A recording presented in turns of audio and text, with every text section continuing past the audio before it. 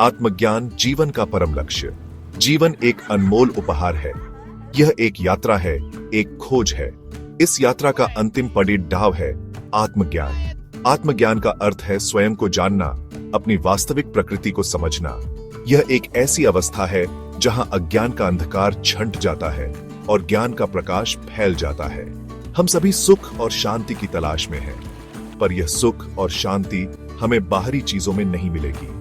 सच्ची शांति तो हमारे भीतर ही है। आत्मज्ञान हमें उस शांति का अनुभव कराता है। आत्मज्ञान प्राप्त करना कोई कठिन कार्य नहीं है, यह तो हमारे अंदर ही छिपा हुआ है। हमें बस अपनी दृष्टि को साफ करना है, अपने मन को शांत करना है। श्री कृष्ण वाणी, ज्ञान का प्रकाश।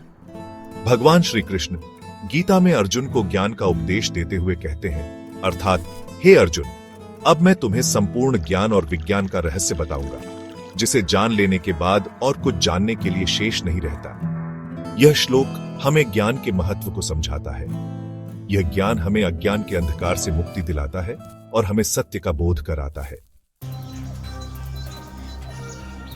अज्ञान का अंधकार और ज्ञान का प्रकाश।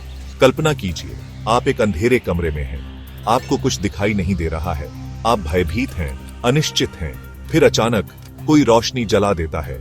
पूरा कमरा प्रकाश से भर जाता है। आप सब कुछ स्पष्ट देख सकते हैं। यही ज्ञान का प्रभाव है। यह हमारे जीवन के अंधकार को दूर करता है और हमें सत्य का प्रकाश दिखाता है। जब हम आत्मज्ञान प्राप्त करते हैं तो हमें अपनी वास्तविक प्रकृति का बोध होता है। आत्मज्ञान, शांति का मार्ग। आज के समय में हम सभी भाग दौड़ भरी जिंदगी जी रहे हैं।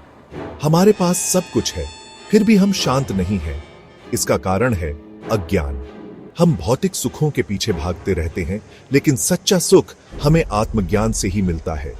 एक भिखारी को भीख में रोटी मिलने पर उतनी ही खुशी होती है जितनी एक अमीर आदमी को लाखों का सौदा मिलने पर। खुशी बाहरी चीजों पर निर्भर नहीं करती, बल्कि यह तो हमारे अंदर ही है।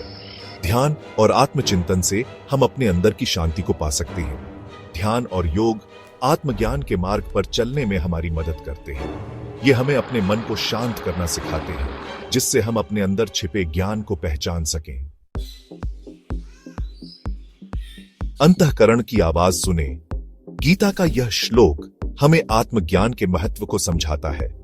यह हमें बताता है कि सच्चा सुख और शांति हमें आत्मज्ञान से ही मिल सकती है। आइए हम सभी अपने जीवन में आत्मज्ञान को प्राथमिकता दें। अपने मन को शांत करें, ध्यान करें और अपने अंतःकरण की आवाज सुनें। यही सच्ची शांति और आनंद का मार्ग है।